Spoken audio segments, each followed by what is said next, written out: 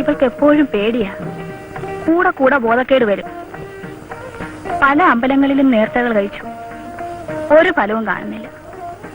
ഇങ്ങോട്ട് മാറി നിൽക്കൂ.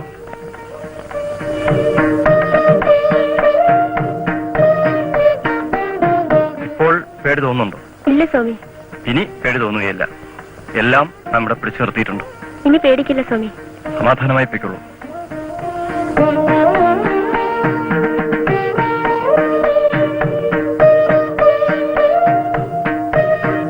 എന്താ പേര്?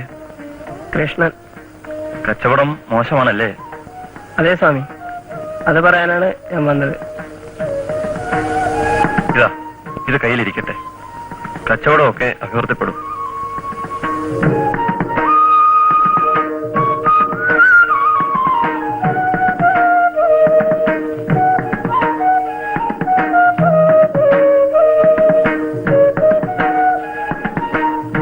അടിയങ്ങൾക്ക് ഒരു സങ്കടം ഉണർത്തിക്കുവാനുണ്ട്. എന്താ? ഉയർന്ന ജാതിക്കാരുടെ ഉപദ്രവം തീരെ സഹിക്കാൻ മേല. ഉപദ്രവിക്കുന്നു? അതേ സ്വാമി, കുളത്തിൽ കുളിച്ചതിന് അടിയങ്ങളെ തല്ലി ദേഹോദ്രവം ഏൽപ്പിക്കുന്നു.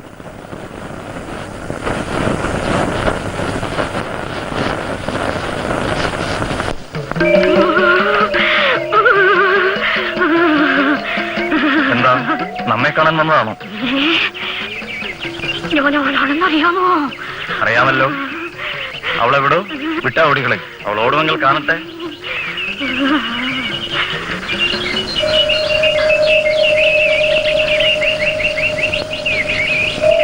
നാം പറയുന്നത് അനുസരിക്കണം കേട്ടോ. ഇനി ശല്യം ഉണ്ടാവില്ല. കൊണ്ടുപോയി 10 കുടം വെള്ളം ശിരസിൽ ധാര ചെയ്യും. നല്ല ഉറക്കം കിട്ടട്ടെ. ശരി സാൻ, വയ്ക്കുള്ളൂ. ഞങ്ങൾ പുതുതായി നിർമ്മിച്ച ക്ഷേത്രത്തിൽ തൃപ്പാദങ്ങൾ തന്നെ വന്ന് പ്രതിഷ്ഠ നടത്തിത്തരണമെന്ന് ഒരു അഭ്യർത്ഥനയുണ്ട്. എന്ത് പ്രതിഷ്ഠയാണ് നടത്തേണ്ടത്? കൽപ്പിക്കുന്നത് പോലെ മഹാദേവനോ സുബ്രഹ്മണ്യനോ കൃഷ്ണനോ ദേവിയോ ആരായാലും. കാറ്റും വെളിച്ചവും കിടക്കാതെ ഇരുളടഞ്ഞ് നരിച്ചീറിനും വവ്വാലിനും വാസസ്ഥാനമായി തീരാവുന്ന ഈ ക്ഷേത്രങ്ങൾ കൊണ്ട് എന്താണ് പ്രയോജനം? ക്ഷേത്രങ്ങളുണ്ടെങ്കിൽ വിശ്വാസികൾ ദർശനത്തിനായി ഒളിച്ച് ശുദ്ധിയായി വരുമെന്നൊരു വിശേഷമുണ്ട്. അതും ശരിയാണ്. പക്ഷേ ക്ഷേത്രങ്ങളെല്ലാം തന്നെ ഒരുപോലെ അകവും പുറവും ശുദ്ധമായിരിക്കണം. അവിടമെല്ലാം വെളിച്ചം കിടക്കണം. പ്രതിഷ്ഠ ഒരു ദീപശിഖയായാൽ എന്താ? പോരുന്നുണ്ടോ? അതിൽ കുറച്ച് വിഷമമുണ്ട് സ്വാമി. സാധാരണ ആരാധകർക്ക് ഒരു ഉപാസനാമൂർത്തി കൂടിയേ തീരും. എന്നാൽ ദീപശിഖ കൂടാതെ മഹാന്മാരായ നേതാക്കന്മാരുടെ പ്രതിമകളായാൽ മതിയല്ലോ. പുരാണങ്ങളിലെ കഥാപാത്രങ്ങൾ ആദ്യകാല ജനങ്ങളുടെ നേതാക്കന്മാരായിരുന്നിരിക്കണം എന്നാണ് നമ്മുടെ പക്ഷം. കൽപ്പിച്ചത് ശരിയാണ്. എങ്കിലും ഞങ്ങളുടെ ആളുകൾ അത്ര അറിവുള്ളവരല്ല സ്വാമി. ശരി, പടിപടിയായിട്ട് വേണമല്ലോ ഉയരേണ്ടത്. നിങ്ങളുടെ ആഗ്രഹം പോലെ തന്നെയാകാം. പ്രതിഷ്ഠയ്ക്കുള്ള ഏർപ്പാടെല്ലാം പൂർത്തിയാക്കി നമ്മെ അറിയിക്കും. വിവാഹം എങ്ങനെ നടത്തണമെന്നാണ് അങ്ങ് കൽപ്പിക്കുന്നത്? ഒരു വിവാഹത്തിന് കൂടിയാൽ 10 പേർ മാത്രമേ ആകാവൂ. വധൂവരന്മാർ, അവരുടെ മാതാപിതാക്കന്മാർ, ദമ്പതികളുടെ ഓരോ സഖികൾ, ഒരു പുരോഹിതൻ, ഒരു പൗരപ്രധാനി. ഇപ്രകാരമാണ് 10 പേർ. ഭാവി ജീവിതം മുഴുവൻ ഒരുമിച്ച് കൂടേണ്ടവരായ ദമ്പതികളെ തമ്മിൽ കാണിക്കുകയും സംഭാഷണത്തിലുള്ള സൗകര്യം കൊടുക്കുകയും ചെയ്യേണ്ടതാകുന്നു. പരസ്പരം സ്നേഹിച്ച് മനസ്സാ വിവാഹം നടത്തിയവരെ സംബന്ധിച്ച് ഈ കർമ്മം നടത്തണമെന്നില്ല. ചിലർക്ക് തങ്ങളുടെ കുട്ടികളുടെ വിവാഹം ആഘോഷപൂർവ്വം നടത്തണമെന്ന് താല്പര്യം കാണില്ലേ സ്വാമി? അങ്ങനെ മോഹമുള്ള രക്ഷിതാക്കന്മാർ ചെലവ് ചെയ്യാൻ ഉദ്ദേശിക്കുന്ന തുക ബാങ്കിലോ മറ്റോ നിക്ഷേപിച്ച് അതിന്റെ രസീത് വിവാഹ സമയത്ത് തങ്ങളുടെ കുട്ടികൾക്കായി സംഭാവന ചെയ്യേണ്ടതാണ്. വർക്കലയെ കുറിച്ച് ദക്ഷിണകാശി എന്നാണ് പണ്ടേ പറയാറ്. നമുക്കറിയാം. ഇവിടെ കർത്തവാവിന് ശ്രാദ്ധമൂട്ടാൻ ഈഴവരും മറ്റും ധാരാളം വരാറുണ്ട്. ഇനിമേൽ കർക്കിടവാവിന് കടപ്പുറത്ത് കൂടുന്നതിന് പകരം എല്ലാവരും നാം കെട്ടാൻ ഉദ്ദേശിക്കുന്ന പുതിയ മഠത്തിൽ വരട്ടെ. ശ്രാദ്ധകർമ്മങ്ങൾ ശിഷ്യന്മാർ യഥാവിധി നിർവഹിച്ചു കൊടുത്താൽ മതി. വഴിയെ ഇവിടെ ഒരു ആരാധനാ കേന്ദ്രവുമാവും. പ്രതിഷ്ഠ എന്താണാവൂ? പ്രതിഷ്ഠ വേണമല്ലേ? ശിവപ്രതിഷ്ഠ തന്നെ ആയിക്കൊള്ളട്ടെ. ഇവിടെ നമുക്ക് ശാരദമഠം സ്ഥാപിക്കാം. ഇവിടെ നിവേദ്യവും എഴുന്നള്ളത്തും ഉത്സവവും അതുപോലെയുള്ള മറ്റു ചടങ്ങുകളും ഒന്നും തന്നെ വേണ്ട. പിന്നെയോ സ്വാമി? ശാരദ ബിംബം മാത്രം മതി. ഭക്തജനങ്ങൾ സ്തോത്രം ചൊല്ലി ധ്യാനിക്കട്ടെ.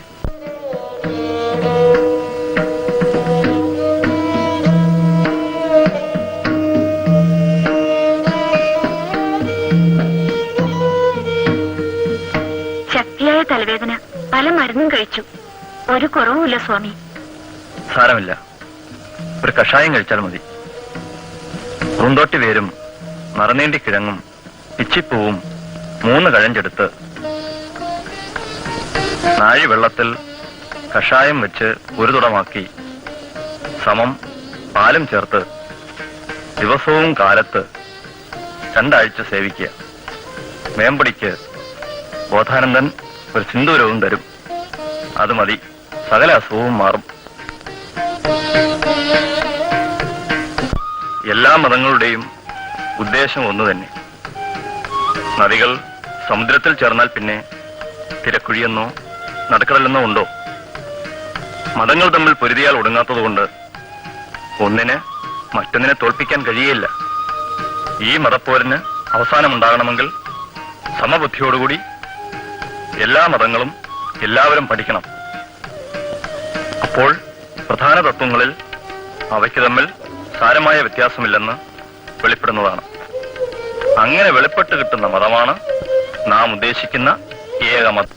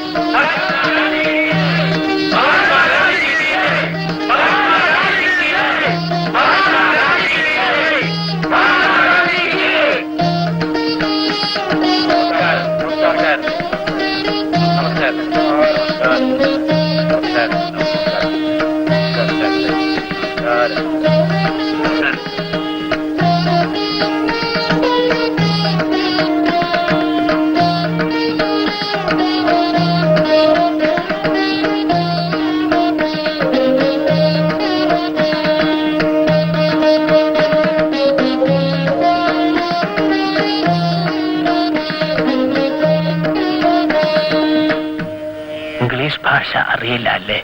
ഇല്ല. മഹാത്മജിക്ക് സംസ്കൃതം അറിയൂ? ഇല്ല.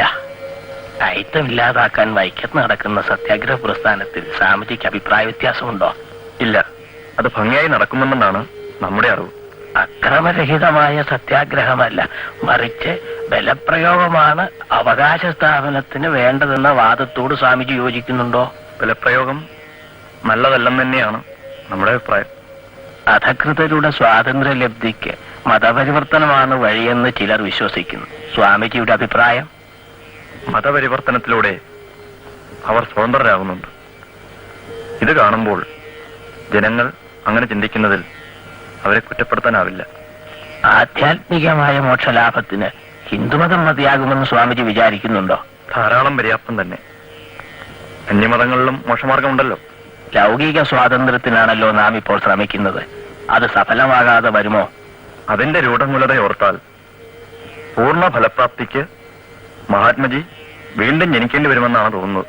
സ്വാമിജിയുടെ ക്ഷേത്രങ്ങളിൽ എല്ലാവർക്കും പ്രവേശനമുണ്ടോ? എല്ലാവർക്കും. പുലയ സമുദായത്തിലെയും പറയ സമുദായത്തിലെയും കുട്ടികൾ മറ്റുള്ളവരോടൊപ്പം ശിവഗിരിയിൽ താമസിച്ച് പഠിച്ചു വരുന്നു. ആരാധനകളിലും സംബന്ധിക്കുന്നു. ഭാരത സമൂഹത്തിന്റെ നിലനിൽപ്പിനും വളർച്ചയ്ക്കും ജാതി വ്യവസ്ഥ ഒട്ടൊക്കെ അനിവാര്യമല്ലേ? അല്ലെന്ന് തന്നെയാണ് നമ്മുടെ ദൃഢമായ വിശ്വാസം. ജാതി വ്യവസ്ഥ മനുഷ്യവർഗത്തിന്റെ തന്നെ പുരോഗതിക്ക് തടസ്സമാണ്. എല്ലാ മനുഷ്യരും ഒന്നുപോലെയാണെന്നല്ലേ സ്വാമിജി പറഞ്ഞത്? ആ മാവിൽ നോക്കൂ, എല്ലാ ഇലകളും ഒരുപോലെ അല്ലല്ലോ. എല്ലാ ഇലകൾക്കും ഒന്നുപോലെ കാറ്റും വെളിച്ചവും ലഭിക്കാനിടയായാൽ കേടുകൾ മാറിക്കിട്ടും. പക്ഷെ ഒന്നുണ്ട്, ആ ഇലകളുടെ ചാറ് പിഴിഞ്ഞെടുത്താൽ എല്ലാറ്റിനും ഒരേ രസമായിരിക്കും. അത് കൂട്ടിച്ചേർത്താൽ വേർതിരിക്കാനും സാധ്യമല്ല. മുരടിച്ചിരുന്നാലും ജീവിതധർമ്മത്തിൽ ഇലകൾ തമ്മിൽ വ്യത്യാസമില്ലല്ലോ. അത് ശരിയാണ്. ആ തത്വത്തോട് ഞാൻ യോജിക്കുന്നു. അങ്ങേ കണ്ട ഈ നിമിഷം മുതൽ ഞാനൊരു പുതിയ വ്രതം എടുക്കുന്നു. ഹരിജനങ്ങളെ ഉദ്ധരിക്കുക. ഈ വൃക്ഷത്തിന്റെ ഇലകൾക്കും ഞരമ്പുകൾക്കും അതിന്റെ ചാറിനും വ്യത്യാസമില്ലാത്തതുപോലെ മനുഷ്യരക്തത്തിനും വ്യത്യാസമില്ല. എല്ലാ മനുഷ്യരുടെയും രക്തത്തിന് ഒരേ നിറമാണ്. ഇന്ത്യയുടെ തെക്കേ അറ്റത്ത് നിന്നും വീശിത്തുടങ്ങി ഈ കൊടുങ്കാറ്റ് ഇന്ത്യയുടെ മറ്റു ഭാഗങ്ങളിലേക്കും വ്യാപിക്കട്ടെ.